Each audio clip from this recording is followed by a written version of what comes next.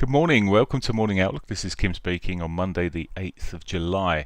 So, after a weekend of voting in France, we've been left with a hung parliament in France. Some would be happy that the far right didn't manage to get their majority, but the consequences of the political fraud, as it probably would be known in any other language, when everyone withdraws their members, so that it's almost guaranteed that that party doesn't win. Anyway, it's left with a situation which is uncertainty. So how's that affecting things? Well, we'll look at that in a moment. For now, though, we've got no news today. Quiet day today. It's one of those weeks where it's a little bit quieter. We've got Fed Chair Powell on Tuesday afternoon testifying, so that'll be in front of the Senate committee, and then we'll have him testify the next day as well, there same time, in front of the Finance Committee. We've got inflation, Chinese inflation coming out on Wednesday. More likely to affect us is this, well, that may affect us in a different way, but New Zealand dollar official cash rate there on Wednesday, not expected to be touched. It's expected to be left alone. GDP for the UK month on month on Thursday. Again, inflation for the US on Thursday as well, so that can move things. And then we got inflation again on Friday for the US. So let's have a look at the technicals, and we're left with it gapped down quite a long way. So we're seeing this lovely green bar at the moment, and it's a liar. It's what happens with this big gap down, and the market's basically been backfilling. Question now, of course, is what's going to happen. We've filled the gap. It's quite messy on this hourly. I was looking at it a short while ago, and it looked a bit more positive even. It's a bit greener, and we could still see this continue to the upside.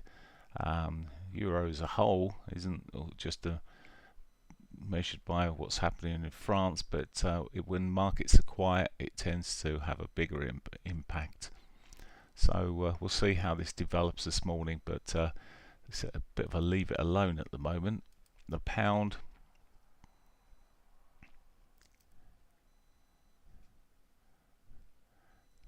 so the pound,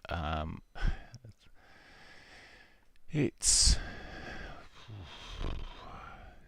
again, it gapped down there, so it's sort of telling a little bit of a lie at the moment. It's consolidated over Friday's, all the data coming out on Friday just really left it consolidating, but consolidating in a good place. I'm just looking at it now. There's chance it could come back to its daily pivot. We'll see if it gets a bounce off of that, but as I said, it is consolidating around a good area, so we might see something more come from that.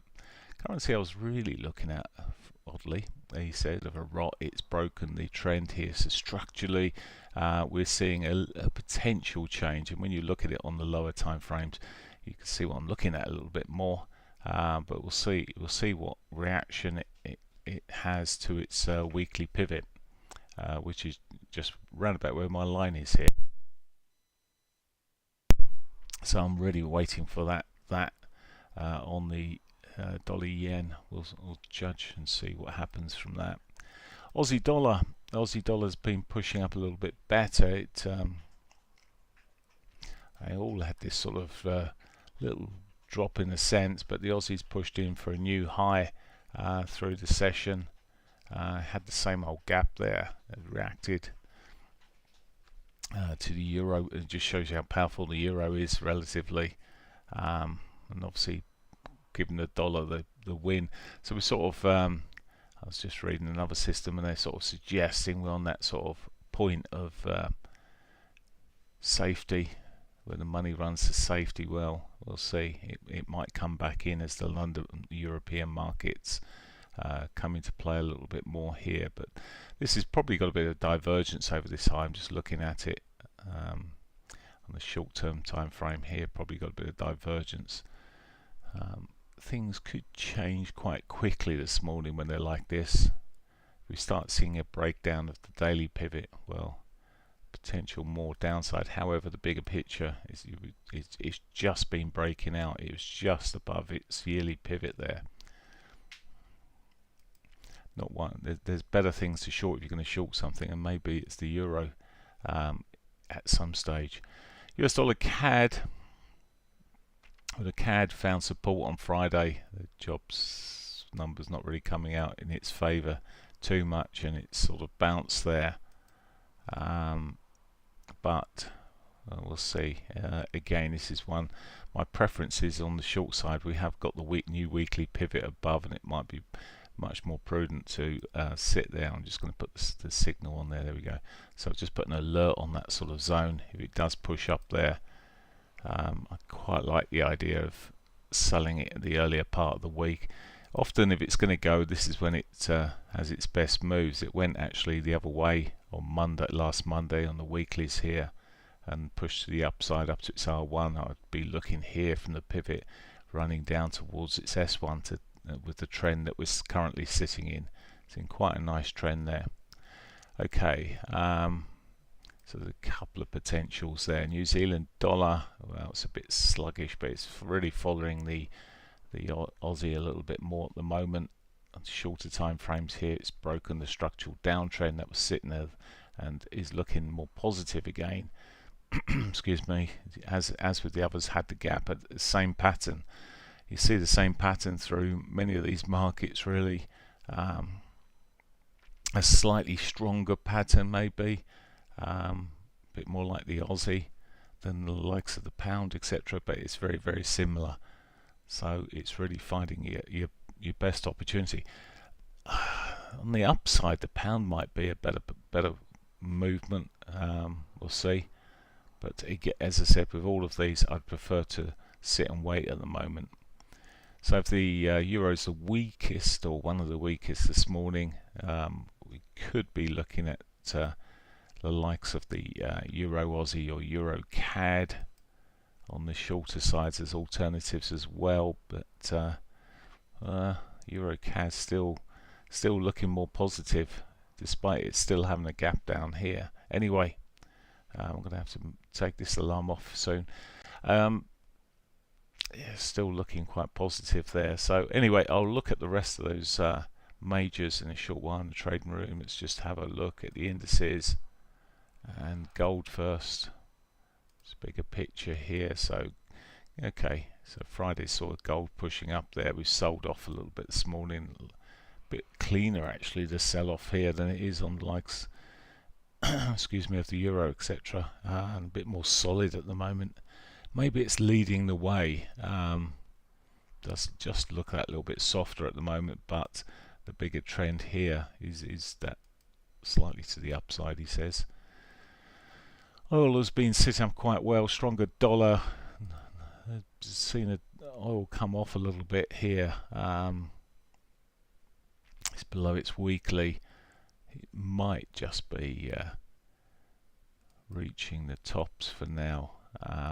Certainly sold off quite strongly through Friday there, and after peaking into the R1, looking a little bit softer now. Again, a structural change of play in the intermediate time frames, lower time frames. It's just looking a bit softer. S&Ps. So Friday made new highs there, and well, I don't think it would take too much for someone to sneeze and it to become yet another day of new highs.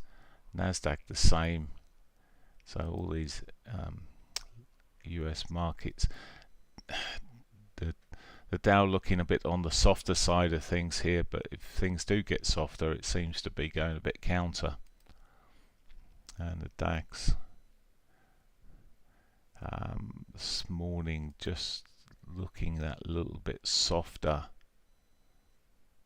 at the moment, and it's the consolidation here, so it's pushed up pulled back and now is consolidating away from the highs, and this to me is often a weaker signal.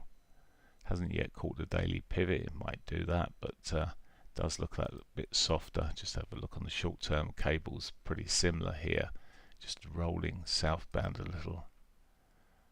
Quite ugly actually on the dailies.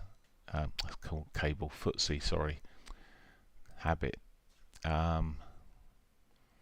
Lower highs breaking down here. The FTSE certainly looks like it could be heading southbound towards these prior lows.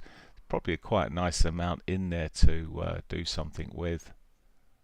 Back down to its quarterly pivot, maybe a bit more. It's certainly looking soft at the moment. Okay, shall leave you there. I will catch you tomorrow morning on the YouTube system. Otherwise, I'll speak to the rest of you in the trading room. Take care. Bye for now.